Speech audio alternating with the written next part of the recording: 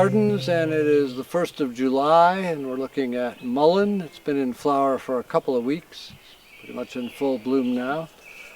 So this is the Greek mullein, Verbascum olympicum. It makes many more, the flower stalk is much more branched. The more common Verbascum that you see along roadsides is Verbascum thapsus, woolly mullein, and I don't believe that's native either, but it's widely naturalized. This one we grew from seed, and now it's starting to self-sow in the garden as well. If you want to harvest for the flowers, this is the one to grow. Lots more flowers. You can collect a lot more on a day. So we come out every morning and just bring out a bowl and strip out the flowers, hold the bowl down here, and collect the blossoms and pack them into alcohol, 75% alcohol. Just put in every day what you get because they're new flowers every single day. These are all going to fall off. Sometimes you can just collect them where they land on the leaves. Let's see. A lot of people use the leaves as well. We like to use the flowers. I think they're a little bit stronger medicinally for coughs. We tincture it, and also we like to put it into oil. Particularly for earaches, garlic, mullein oil. Just put the leaves in olive oil and leave them in the sun for a few days. You have to watch, as with anything fresh, because any moisture that's in there can cause rancidity. So after 3 days or so, you want to decant it off and get rid of any water that's at the bottom of the jar, and then you can pack that away in a brown jar. So the leaves can also be used in smoking mixtures, along with coltsfoot, another herb that's good for the lungs.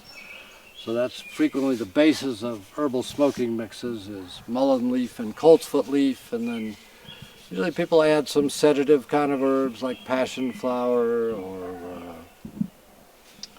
wild lettuce, be another good one to put in there. Maybe a little mint for flavoring if you like that.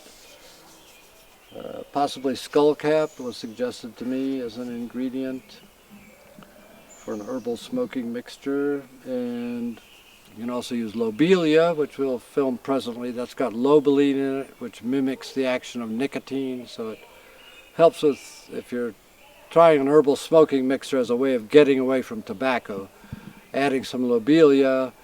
It's called Indian tobacco, although there's no real evidence that the Indians ever used it, but it will definitely give you that kind of woozy nicotine effect, if that's what you're missing. So another thing you might put into your herbal smoking mixture is lobelia inflata, which is called Indian tobacco, although there's no real evidence that the Indians ever smoked it.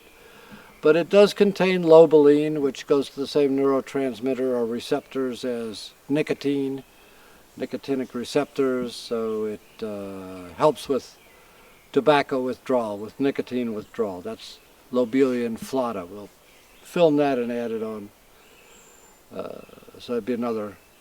So that's mullein, Verbascum, in this case olympicum, a beautiful ornamental for your flower border. Quite sturdy. You don't get too many flowering plants this tall that don't fall over when they're isolated like this one is. Typically dry soil, full sun, dry soil. So you see it a lot of times on road banks where the road bank goes up and it's kind of dry along there. Sometimes they'll be totally lined with mullein the whole way along. It's a biennial. First year it makes the rosette down at the bottom. Second year it does this. If you want the leaves, I suppose probably the first year leaves are a little bit better, but if you just want them for something to smoke, I doubt it makes any difference. This is a extremely ornamental flower when you get up close to it, just the way all these bracts are arranged and so on. Beautiful plant.